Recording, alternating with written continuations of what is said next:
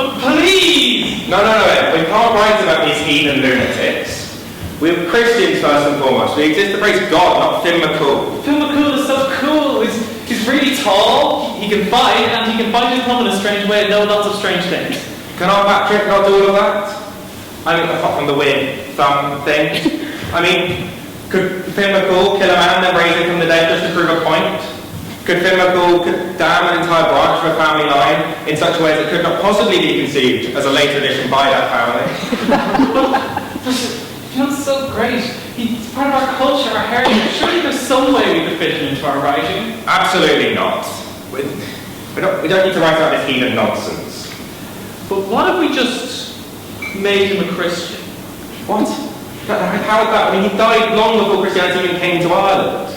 Well, what if he sat down in a really special place one day and used his magic tongue bite to find out that Christianity was going to come to Ireland and was way better than whatever gods he was worshipping?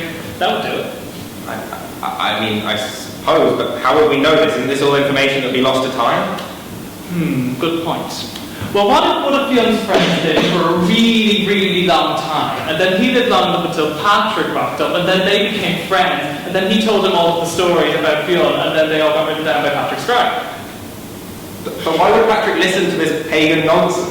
Because the angels told him to. Whoa, angels? What angels? You've got 3 angels out of nowhere. Yes, we can. As far as we're the ones who are supposed to know everything. As far as they all know, we have access to loads of sources that they've never seen. We can just say that Patrick's scribe transcribed all these stories. The world is our cloister. I suppose, yeah, no, I can see that. So what, Patrick and Quilter. So Patrick and Quilter meet and they become friends, and then the angels tell Patrick's writing down because in some great effort to preserve it for posterity, because Quilter's the only one who knows it. And Fionn and Quilter were both secretly Christian the whole time because of Fionn's magic thumb bite. And then they're going around Ireland and they fall in love. And why?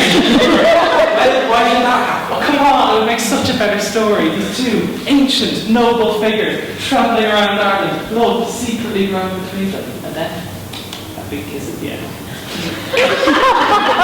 Well, I mean, later generations might not like it, and I mean, it will make the manuscript transmission of this story absolutely impossible to make any sense of.